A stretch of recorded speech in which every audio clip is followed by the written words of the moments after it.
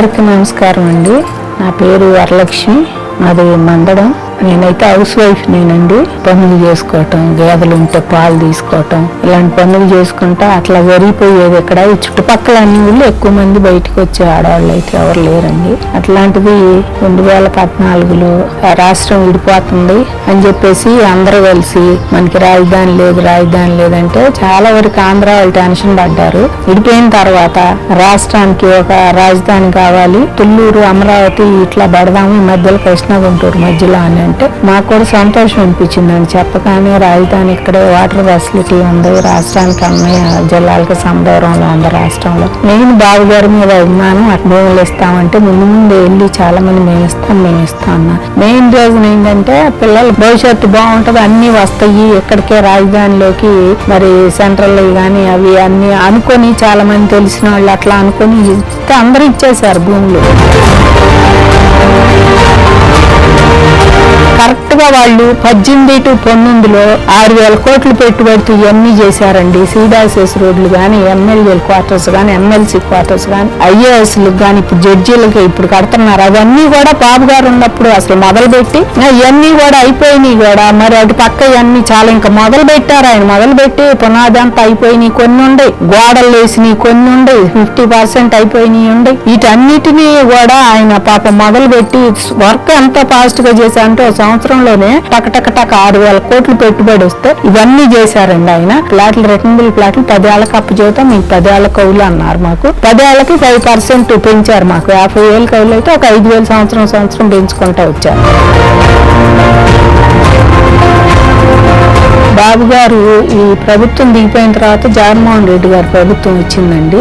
ఈయన ఇప్పుడు మళ్ళీ అధికారంలో జగన్మోహన్ రెడ్డి గారు వచ్చిన తర్వాత 5-6 నెలలకి ఇది ఉండటానికి 3 రాజధానులు అవ్వచ్చేమో, 3 రాజధానులు ఉండొచ్చేమో అని చెప్పేసి అసెంబ్లీలోనే బాంబు పేల్చి 3 రాజధానులు చేస్తానని చెప్పేసి వెళ్ళిపోయాడండి. నిజంగా మాకు ఎంత బాధ అంటే ఎప్పుడు దాకా మేము ఆయనైనా చేస్తాడేమోలే పుస్తక. అసలు గవర్నమెంట్ లో ఏ ముఖ్యమంత్రి అయినా ఒక ముఖ్యమంత్రి స్టార్ట్ చేసిన ప్రాజెక్ట్ ఇంకో ముఖ్యమంత్రి కంపల్సరిగా చేస్తాడండి. ఎందుకంటే మన తెలంగాణలో చాలా చూసాం, పార్టీలు ఎన్ని మారిపోయినా వాళ్ళు వచ్చిన వీళ్ళు వచ్చిన వెయ్యి ఆపల ఏమన్నా అలైన్మెంట్ మార్చుకున్నారేమో కానీ ప్రాజెక్ట్ వర్క్లు అయితే ఎవరు మార్చలే, అదే ప్రాజెక్ట్ చేశారు. కానీ ఈయన వచ్చిన తర్వాత ఇది కాదు 3 రాజధానులు పెడతానంటే నిజంగా మా గుండె అయితే ఎంత ఆగిపోయినంత పని అయిందండి. అలాంటి స్టేజ్ లో పొలం పని చేసుకోవడానికి పొలాలు కూడా లేవు, మా అంత సిమెంట్ రోడ్లు అయిపోయినాయి, వర్కులు చాలా జరిగిపోయినాయి. ఎవరు పొలాలు ఎవరు కూడా లేదు, మొత్తం లాగి అంతా చదువు చేసి రాళ్ళు కూడా పాపం మాకు వేస్తామని రాళ్ళు కూడా వేశారండి వాళ్ళు. అప్పట్లో ప్లాట్లు కూడా ఇచ్చారు మాకు, మ్యాప్ ప్లాట్లు కూడా ఇచ్చేసారు ఎవరు కాళ్ళకి ఇగో అని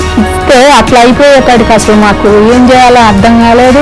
ఆడవాళ్ళందరూ కూడా నిజంగా ఎప్పుడు బయటికి రాని వాళ్ళ మూకుమ్మడిగా రోడ్డు మీద కూర్చున్నారు. ఎంత బాధ పెట్టారంటే ఇట్లా కాదని మేము రోడ్లు ఎక్కి కూర్చుంటే రోజు ఆడవాళ్ళం మగవాళ్ళం అందరం వెళ్తున్నాం. మా మగవాళ్ళని కూడా తన్ని కేసులు పెట్టి ఏదో బాధ తప్పు చేసినట్టు అంటే భూములు ఇచ్చి రాష్ట్రానికి మేము తప్పు చేస్తామండి తన్ని వాళ్ళకి తీసుకెళ్లి 21 రోజు రిమాండ్ అని చెప్పి పెడితే ఎంత బాధ అనిపించిందండి గజ దొంగలతో పాటు.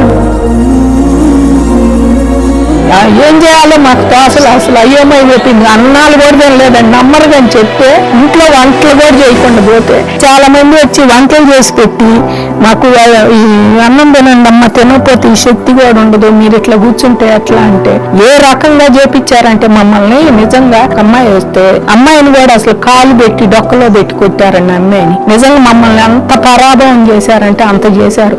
ఏనాడు మమ్మల్ని మనుషులుగా చూడలేదండి. చనిపోయిన వాళ్ళు అయితే 270 మంది రైతులు చనిపోయారు భూములు ఇచ్చినారానికి. 2 నెలలు లేదు 3 నెలలు లేదండి, 5 ఏళ్ళు అమ్మ బాబు అసలు ఆయన ఉన్నన్నాళ్ళు మమ్మల్ని కూడా ఎదురు కూర్చోబెట్టాడు. మళ్ళీ బాబు గారు వస్తేనే ఈ అమరావతి ఊపిరి రైతులు కూడా కాస్త కోలుకుంటారని దాంతోనే మేము మళ్ళీ నిరసన బాగా చేసామండి. చక్కగా మళ్ళీ బాబు గారిని గెలిపించిన తర్వాత మాకు కూడా కాస్త ఊరట వచ్చింది.